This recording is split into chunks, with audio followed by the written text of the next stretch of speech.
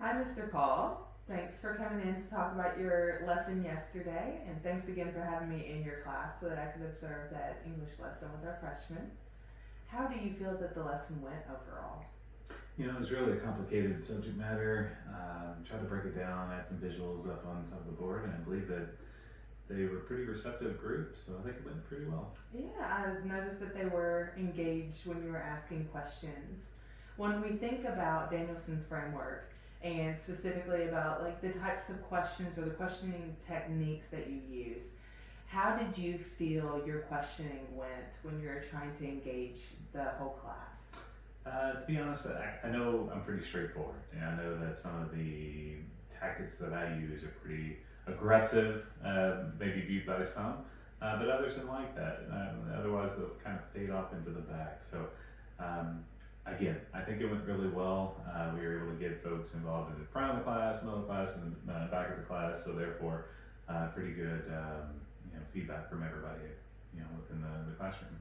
Yeah, I noticed that when you did ask a student what they thought, that you didn't allow them to opt out. And your one young man who was struggling to give a response, you asked if he needed assistance, and he was allowed to comfortably express that he did need assistance. He wasn't going to be able to answer that question, and we know that's not always the case that they can answer every question that we give them. So I appreciated you allowing that out. And just having the no opt out policy just sets that expectation high for learning. So when you think about having a pulse on how all students in that class were doing, their comprehension of the text that they were reading or the questions you were asking of them, did you feel that your questions were allowing you to get a pulse on how each individual student was doing? To be fair, likely not. Our high flyers are really quick to the trigger to answer, the first couple of questions, but once you start engaging some that are more reluctant in answering, I could tell that their comprehension of the question kind of faded with that. So likely some room for growth there. Yeah, have you ever looked at those total participation techniques that we kind of went through together as a staff at the beginning of at the beginning of the school year when we were thinking of how we can engage all different groups of students, or how we can get just quick data-driven checkpoints that are allowing you to know who is where in the content, who has what level of comprehension, and just allow everyone to participate in some way. Do you ever use any of those in your lessons? I've revisited that material from time to time, and certainly it's something I should continue to develop within my own classroom management style. So yeah, absolutely, but obviously room for growth there too. Yeah, but I did appreciate those high expectations for learning because it was obvious. It was also obvious that the students had a lot of respect for you, and there was a very positive rapport between you and the students. I noticed that you would respond with sweetness or sweet and high fives and just reaffirming for them when you felt that they were doing quality work or giving good contributions to the discussion. So, do you feel that you have a positive rapport with your class as a whole? I believe so, because again, going back to my style, I'm pretty direct. So allowing them to take time to warm up to that approach, I think has really built the rapport across the room.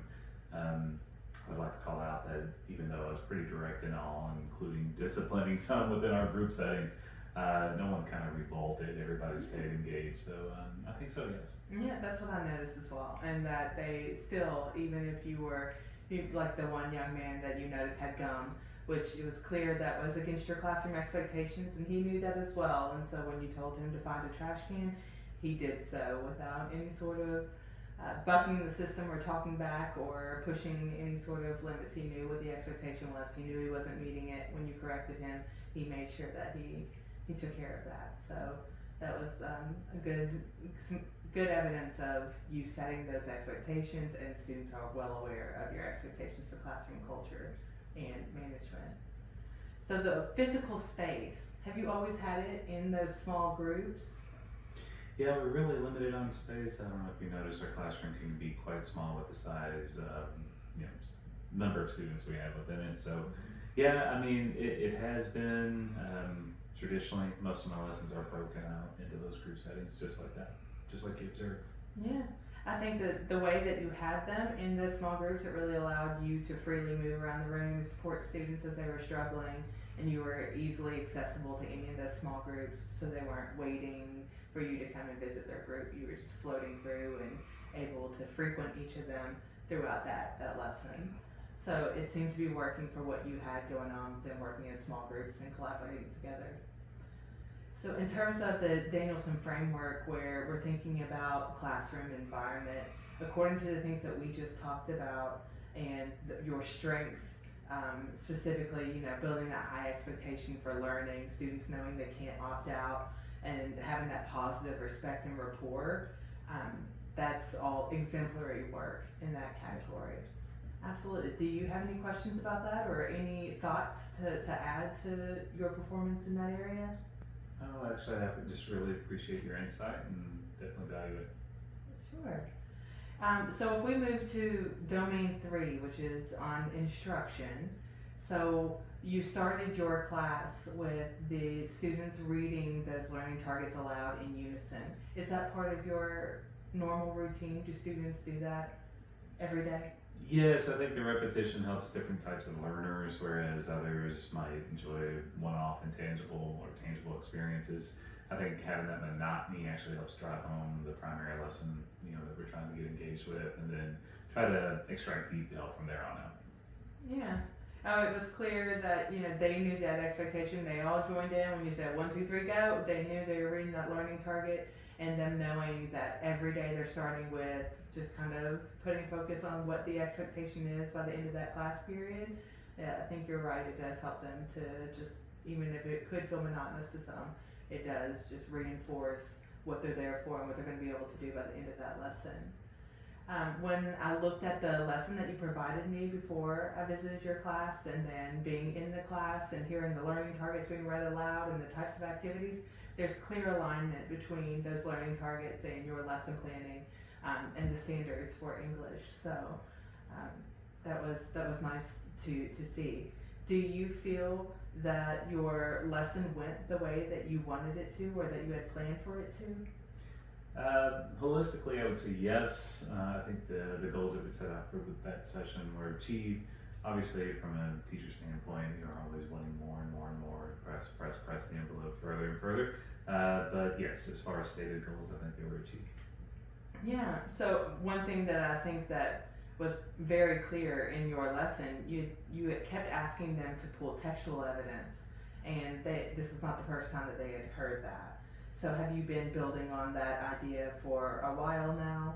Yeah, absolutely. I was actually proud of the response and encouraged by the response that received by the students on that, because it is something sort of a staple within the way that we go about each lesson. So yes. I appreciate when you said, what is it that I want? And they knew to recite, key ideas and textual evidence, and it's clear that it is resonating with them and that they know what your expectations are. Yes, I would say, yeah. Sure. So when I was noticing you going from group to group, it seemed like you were engaging different people, not just allowing that one dominant person to speak for the group. Do you ever consider giving roles or tasks to members of the group to make sure that they are, even when you turn your back and you walk away, that they're as engaged as the rest of their group members in that assignment? I can't say that that's been a principle done in every group breakout session, but I would say it's something that, depending upon the lesson that we have and the volume of content that we have to delineate through, it is something that is useful from time to time. I'm not saying it's not useful every time, but just to be honest, it's not something I subscribe to each time. Sure. And it doesn't have to look the same every time that you do something. Variety is nice, and taking a different approach allows them to also have that element of surprise, so it doesn't become as monotonous and they're not looking to do the same thing every single time. So we've already kind of touched on the idea of the questioning techniques. So if you were to redo a similar lesson, or even this lesson, if that were a possibility, or even looking into the future, how do you think that you might incorporate different questioning techniques to engage more students, or to just have a better grasp or an understanding of where they all are in their comprehension? I think the first thing I would change, quite honestly, is the format in which I prompt the questions with. I noticed one of my students really struggled with the cursive writing on the board. So I think that's the first thing that I would do to make it more presentable for all parties, and not really make that something that is a detriment to anyone. So I think that the formatting of how I do it would be so, and there's quite a bit of verbiage up there as well. So being able to be more concise, I think within the prompt would help as well. Yeah. And so what I hear you saying is that if you were to maybe change the type of text so that it's more legible to all students, and if you were to decrease the amount of text, so again, depending on their level, it'd be a little easier for all students, that would be something, a direction you would move in for the future. Yeah, that makes complete sense. And I think that would make the assignment a little more accessible to all students, no matter what their ability or their understanding of cursive, which feels a bit like a lost art. Although it's sad, but we know that a lot of students cannot read cursive, so I think that's a great accommodation to make with them. In terms of communicating with students, how they're doing, again, I heard positive communication when you were reaffirming, when they were contributing. One thing that I also noticed is that you were prompting them for higher level thinking questions. So when they were giving you simple responses, you were saying, okay, but why? How do you know that? What's your textual evidence? And not just taking their first response, but making them think a little deeper and dig deeper to justify that. So, you know, that sort of feedback was really prompting them to engage even more in that content. So when you think of communicating with students, do you typically have a system for either correcting, like maybe in private, or I hear the whole class affirmations and you reaffirming them, but if a student isn't meeting expectations, what does that look like for you? Well, I think, like a lot of people, I lean toward my natural tendencies. My natural tendencies would be pretty straightforward and direct in my line of questioning, but in some scenarios, I've noticed that can actually be off-putting to some based off of the individual characteristics. So in those situations, I try to soften the approach a little bit, just so that they understand that it's all for the positive, it's all to help support them in their learning and their journey. So to build that trust up a little bit, so when they hear me be so direct, they realize it's not a threatening tone by any means. It's an inclusive, trying to draw out their opinions, their views, their values within what the prompt is seeking. So just trying to make sure that everybody feels like they are in a safe place to have their voices be heard, and we want to hear them, or I want to hear them.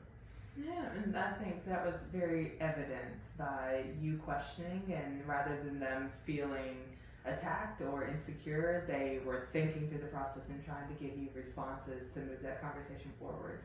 And just to echo what you said before, I think it comes from that relationship that you've already built. So being direct with them is, you know, it seems like a successful approach for you because you already have that relationship with them and they know that you're looking out for their best interests and just holding them to high expectations. So when we think of the Domain 3 and the Danielson framework for instruction, based on what we just talked about, that the strengths of you being able to communicate effectively with students and the just ability to demonstrate flexibility, being responsive to the group's needs, and you engaging students in that learning process and holding them to high rigor, high expectations. For the growths we talked about, maybe finding ways to increase participation through total participation techniques, or even like when you think of the ways that you are communicating with them, finding more accessible ways for all students. But from what was demonstrated in the class today by students, their ability to meet your expectations and those learning objectives, it is enough evidence there for you to fall in the accomplished rating for instruction. So when we think of growing in the areas that we just discussed, the participation, increasing participation across the board for all students, or like when you think of like next time I'm in your class, what is a new technique or approach that you might want to try to use? Well, really, I think it's that's a very good question. I think that the first thing that I would have to go to is looking at the outliers. Based off the scores and the results of some of the tests and the measurements that we take, who's not getting, who might seem receptive to the message, but who's actually not able to make that a tangible learning experience for them, and then try to adjust my ways based off of them using those scales in which you mentioned. So I think that's something that, based off of the results after we get through this lesson, or as we're going through this lesson, it's something I'll be able to, I guess, better speak to at that point. Absolutely. And I'm happy to share some resources for those total participation techniques, some of those strategies that we talked about to increase the engagement for the whole class. Well, I do appreciate your time. I appreciate your openness to this conversation, and just for allowing me to come in and see all the great work that's happening in there. Well,